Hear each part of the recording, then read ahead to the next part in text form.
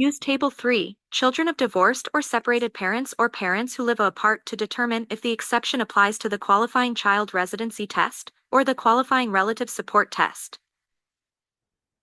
If the child received over half of his support from parents, note here if the taxpayer remarry, the support provided by your new spouse is treated as provided by you. If child received over half of his support from parents, who are divorced, or legally separated under a decree of divorce or separate maintenance, or separated under a written separation agreement or lived apart at all times during the last 6 months of the tax year, if this is not true, then the child is treated as the qualifying child of the custodial parent, who is divorced or separated or who live apart. Exception to children of divorced or separated parents or parents who live apart does not apply. Otherwise, if the child was not in the custody of one or both parents for more than half the year. Note, if the child emancipated under state law either by reaching age of majority or other means, then child is treated as not living with either parent. If the child was not in the custody of one or both parents for more than half the year, then the child is treated as a qualifying child of the custodial parent who is divorced or separated or who lived apart. Exception to children of divorced or separated parents or parents who live apart does not apply. If the child was in the custody of one or both parents for more than half the year and the custodial parent with whom the child lived for the greater number of nights during the year, provide the taxpayer a signed written declaration, Form 8332, release or revocation of release of claim to exemption to child by custodial parent, a copy of Form 8332, or similar documentation. Releasing his or her claim to the child as a dependent. The child is treated as the qualifying child of the non-custodial parent, who is divorced or separated, or who lives apart. Exception to children of divorced or separated parents or parents who live apart applies.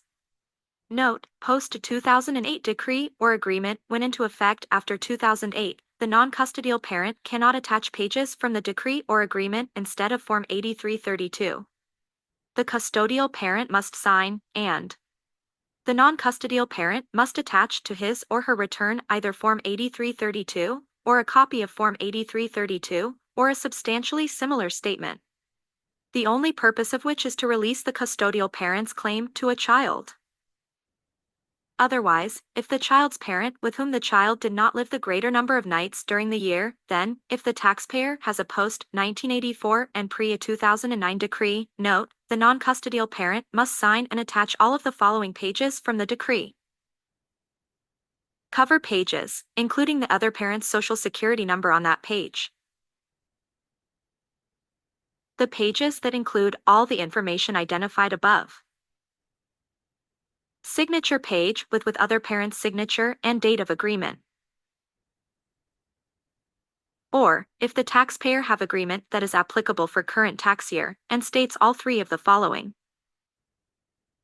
The non-custodial parent can claim the child as a dependent, without regard to any condition such as payment of support. The other parent won't claim the child as a dependent for the year. The years for which the non-custodial parent can claim the child as a dependent, or the taxpayer has a pre-1985 decree or divorce, or separation maintenance, or written separation agreement between the parents that provides the non-custodial parent can claim the child as a dependent, and the custodial parent provide at least $600 for support of the child during the current tax year, then child is treated as the qualifying child of the non-custodial parent, who is divorced or separated or who lives apart. Exception to children of divorced or separated parent or parents who live apart applies. Otherwise, the child is treated as a qualifying child of custodial parent, who is divorced or separated or who live apart. Exception to children of divorced or separated parents or parents who live apart does not apply. Release of certain tax benefits revoked.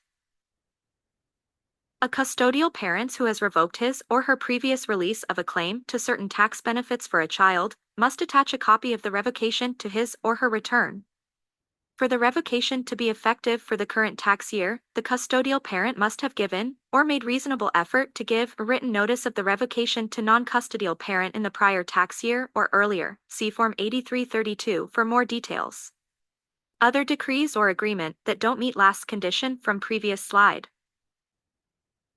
Non-custodial parents must attach Form 8332, or a copy of Form 8332 or similar statement to their return.